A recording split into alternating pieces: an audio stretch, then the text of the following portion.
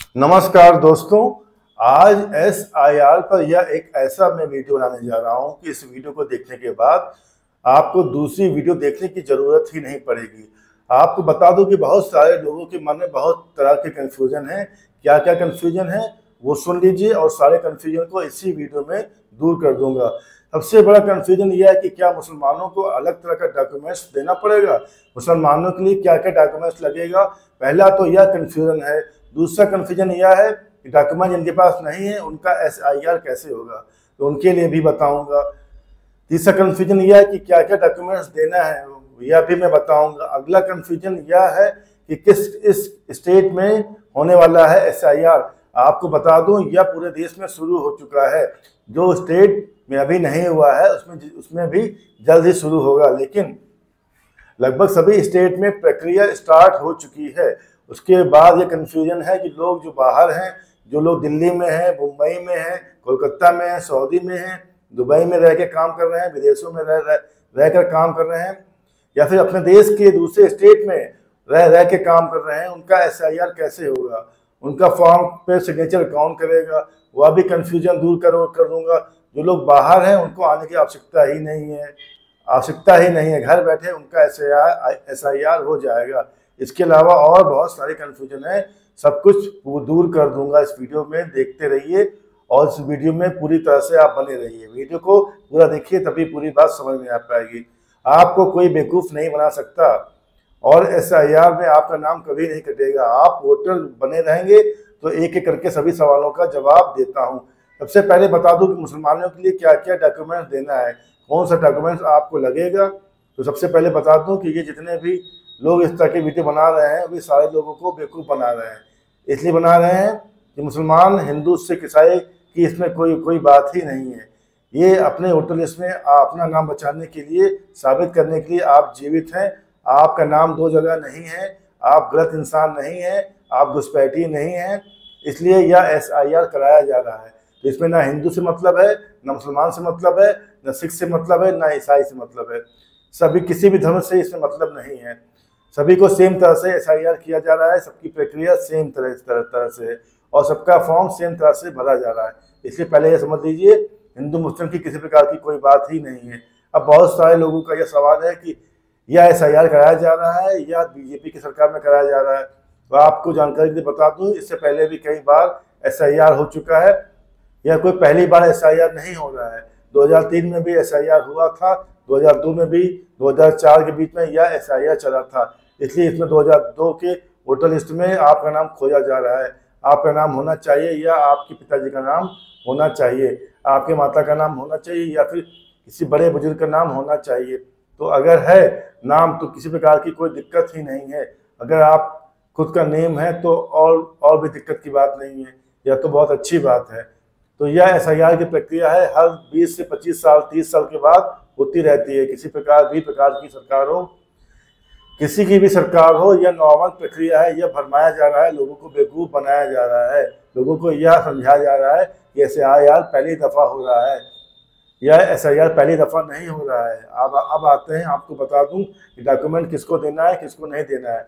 तो डॉक्यूमेंट्स उनको देना है जिनका नाम 2002 या 2003 की वोटर लिस्ट में नहीं है। जैसे कहीं 2002 कहा जा रहा है और कहीं 2003 कहा जा रहा है। यह सभी स्टेट का अलग अलग हो सकता है, कहीं 2002 तक का भी है, कहीं 2003 तक का भी है। इसलिए लोग कंफ्यूज भी हैं। लोग यह कह रहे हैं कि 2002 तक बताया जा रहा है, कोई बता रहा है, तो कोई 2003 तक है ये बता रहा है। तो वो आपको जो बीएलओ फॉर्म देंगे उस पर लिखा रहेगा कब तक का आपको देना है। कहीं 2002 भी हो सकता है, कहीं 2003 भी हो सकता है, लेकिन यह दोनों डेट रहेगा। चाहे कोई भी हो, स्टेट हो, आपका नाम 2003 की वोटर लिस्ट में अगर है तो सबसे पहले किसी प्रकार का कोई डॉक्यूमेंट्स नहीं देना है। जो एसआईआर का फॉर्म है, इस फॉर्म को लेना है, पूरी तरह से भर के बीएलओ को दे देना है। आपको सिर्फ यह फॉर्म लेना है, फॉर्म में कोई खास चीज़ भरनी ही नहीं है। उसमें आपको फोटो लगा रहेगा, जो बीएलओ आपको देगा, सीरियल नंबर भी भरा रहेगा, नाम भी रहेगा, बाकी डिटेल्स उसमें उपलब्ध कराना है। जैसे date of birth, mobile number, father's name, पति पत्नी का नाम, एपिक संख्या। अगर आपके पास वोटर कार्ड है तो नहीं है तो कोई जरूरी नहीं है। 2002 या 2003 की लिस्ट में आपका नाम है तो उसका विवरण भर देना है। क्रम संख्या भर देना है, भाग संख्या भर देना है, कौन सा क्षेत्र कौन सा बूथ पर आपका नाम है, वो सारी चीज़ें भर देना है, बस हो गया। बहुत सारी चीज़ें नहीं है, आपको सिग्नेचर कर देना है, वो फॉर्म आपको बीएलओ को दे देना है। इतना ईजी है, मतलब फॉर्म के अलावा कुछ भरना ही नहीं है। फॉर्म इसमें फॉर्म बहुत ईजी है, बहुत कम कलम दिया गया है, ये बिल्कुल आसान है। जिसमें जितनी चीज़ मैंने बताया उतना ही चीज़ देना है, उसमें एक दो चीज़ कम या ज़्यादा नहीं हो सकती है। और डॉक्यूमेंट किसी प्रकार का कुछ भी नहीं लगाना है। अगर आपका नाम हो तो इसमें 2002 में दर्ज है। अब आपको बताता हूँ डॉक्यूमेंट्स किसको देना है। तो आपको बता दूँ, जैसे आपका नाम है वोटर लिस्ट में, लेकिन 2003 के बाद जुड़ा, तो आपका नाम तो 2003 वाली लिस्ट में नहीं है, 2002 वाली लिस्ट में नहीं है। तो आपको कैसे क्या करना है, तो आपको क्या करना है, फॉर्म बीएलओ की तरफ से मिलेगा, वो फॉर्म आपको भर देना है। फॉर्म भर के इसमें कॉलम है जहाँ पे आपके माता पिता का नाम, वहाँ पर 2002-2003 की लिस्ट में माता पिता का नाम होगा ही। आपका नहीं होगा तो निश्चित तौर पर होगा उनका क्रमांक संख्या, उनका भाग संख्या, उनका डिटेल्स यहाँ पर डाल के रिलेशन लिख देना है कि मेरे पिता है, मेरी माता है। वो कॉलम सारा चीज़ है, उसको भर कर जमा कर देना है। आपको कोई भी डॉक्यूमेंट नहीं देना है। आपका नाम भी यथावत बना रहेगा, नाम नहीं कटेगा। इतना इजी है, समझ लीजिए। अब मान लीजिए किसी व्यक्ति के माता पिता जीवित नहीं है इस दुनिया में, फिर क्या करना है। किसी का आवास वह कहीं बाहर रहते हैं, दूसरी जगह नाम है उनका, तो आप अपने दादा दादी, चाचा चाची, कोई भी रिलेशन में आपके घर में अभिभावक है, आपका गार्जियन है, तो आपका ब्लड रिलेशन में है, तो उसका नाम आप दर्ज कर सकते हैं, लिख सकते हैं। इसमें कोई दिक्कत की बात नहीं आ रही है। लेकिन कोशिश करें कि आपके माता पिता का नाम ही हो, उसमें किसी और का नाम हो तो बेस्ट, माता पिता का नाम ही हो तो वो बेस्ट है। अब जरूरी नहीं कि उस क्षेत्र में आपके माता पिता का नाम हो, यह भी कंफ्यूजन वाली बात है। बहुत सारे लोग सोचते हैं मेरे माता पिता का नाम दूसरे क्षेत्र में, वह अलग रहते हैं, कहीं और रहते हैं, मैं कहीं और रहता हूँ, बाहर में दिल्ली में सेटल हो गया हूँ, मैं मुंबई में सेटल हो गया हूँ, मैं दूसरे शहर में सेटल हो गया हूँ, तो क्या होगा। इसमें कोई कन्फ्यूजन की बात नहीं है। जरूरी नहीं है कि आपके उसी क्षेत्र में माता पिता का नाम होना चाहिए। भारत के किसी भी निर्वाचन क्षेत्र में आपके माता पिता का नाम है, उसी क्रम का संख्या, भाग संख्या, विधानसभा वगैरह जो भी डिटेल्स है सब भर देना है। इसके अलावा कुछ भी नहीं भरना है। बहुत ही इजी तरीके से वहाँ भर देना है, बस हो गया। आज यथावत आपका नाम बना रहेगा। बहुत सारे लोग इसको लेकर कन्फ्यूज है कि नहीं उसी क्षेत्र में होना चाहिए उनका नाम, ऐसा कुछ भी नहीं है। ये सारा चीज़ गलत बात है। कहीं भी ऑल इंडिया में हम आपके माता पिता रहते हैं, उनका कहीं भी नाम है 2003 की वोटर लिस्ट में, तो उनका क्रमांक डाल सकते हैं। उसमें आपको किसी प्रकार का डॉक्यूमेंट्स नहीं देना, आराम से आपका नाम यथावत बना रहेगा। दूसरा, आपकी पत्नी मान लीजिए दूसरी जगह शादी करके आई है कहीं से, तो उसका नाम वहाँ पे नहीं है, यहाँ पे उसका नाम यहाँ पे नहीं है। अब वोटर लिस्ट में नया नाम जुड़ा है, कहीं उसका कट ना जाए, इसके लिए क्या करेंगे, उसके माता पिता जहाँ शादी करके उसके लाए, वहाँ वोटर लिस्ट में उनके माता पिता का नाम होगा ही 2003 या 2002 वाले में। इंडिया के कहीं रहने वाली हो, चाहे साउथ हो, चाहे वेस्ट हो, चाहे नॉर्थ हो, चाहे कहीं भी पूरे इंडिया में, उसके माता पिता का डिटेल्स डाल देना है। अगर माता का नहीं है तो पिता का डाल देना, पिता का नहीं है तो माता का डाल देना, दोनों का भी डाल सकते हैं। ये आपके ऊपर है, यथावत नाम बना रहेगा, इसमें कोई दिक्कत की बात नहीं है। अब आपको बता दूं डॉक्यूमेंट किसको देना है।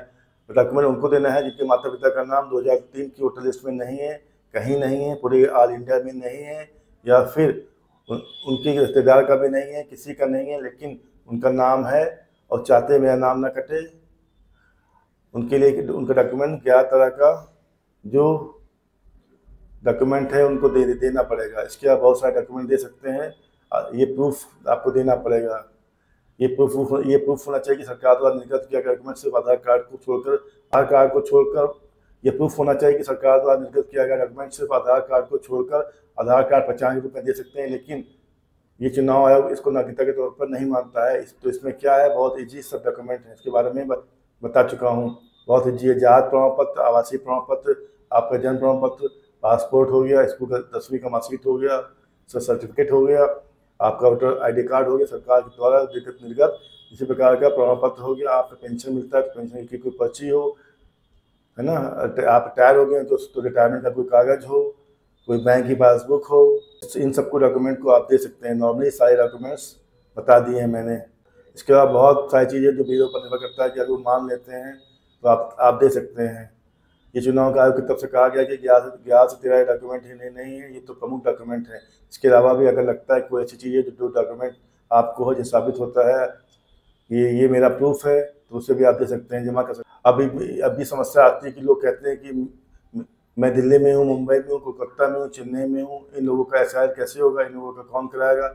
आपके घर बीएलओ आता है तो सबका फॉर्म देता है, तो आप जो बाहर हैं उनका फॉर्म भी देगा, उनका फॉर्म आप रिसीव कर सकते हैं, घर वाले उनको दे ही रहे हैं। रिसीव क्या कर सकते हैं, ये राइट है आपका, वो देते हैं, खुद देते हैं, आपके घर पे जाकर दे देंगे। आपके घर का कोई व्यक्ति, आपकी फैमिली का कोई मेंबर उस व्यक्ति के फॉर्म को ले सकता है। आपको इसमें आपका रहना जरूरी नहीं है। ये फॉर्म है मेरे, या फॉर्म पे क्लियर लिखा हुआ है, आपकी फैमिली का कोई भी मेंबर फॉर्म को साइन करके नीचे लिख सकता है। इसके अलावा वहाँ पे सिर्फ और सिर्फ उसका रिलेशन लिखना है, ये रिलेशन लिखना है कि जो बाहर रह रहा है वो मेरा पिता है, चाहे बेटा है, चाहे माँ है, चाहे बाप है, चाहे भाई है, चाहे बहन है, तो एक रिलेशन वहाँ पे लिखना होगा। कोई भी सिग्नेचर कर सकता है, वहाँ पे डेट डाल देना है, या क्लियर सिग्नेचर की जगह पर यह चीज़ लिखी हुई है कि फैमिली का मेंबर का कोई भी सिग्नेचर कर सकता है, बशर्ते वह 18+ होना चाहिए, बालिग होना चाहिए। कुछ लोग कहते हैं कि क्या मैं ऑनलाइन SIR कर सकता हूँ, तो ऑनलाइन सुविधा भी दी गई है, आप ऑनलाइन भी कर सकते हैं। बहुत बहुत सारे लोगों को मालूम नहीं है, लेकिन ऑफलाइन प्रक्रिया भी आसान है। ऑनलाइन प्रक्रिया बहुत जटिल है कि इसके लिए टर्म कंडीशन यह है कि आपका मोबाइल नंबर आपके एपी नंबर से ऐड होना चाहिए, लिंक होना चाहिए। मतलब आपका वोटर ID कार्ड जो मोबाइल नंबर पर ऐड है, अगर ऐड नहीं है तो फिर तो होगा ही नहीं। अगर उसमें ऐड कराया हुआ है कोई मोबाइल नंबर, तो ये मोबाइल नंबर आपके पास होना चाहिए, क्योंकि जब आप ऑनलाइन प्रक्रिया करेंगे तो सीएससी सेंटर से या खुद करेंगे तो आप लैपटॉप से, कंप्यूटर से, तो उसके पास OTP आएगा, वही नंबर OTP डाला जाएगा।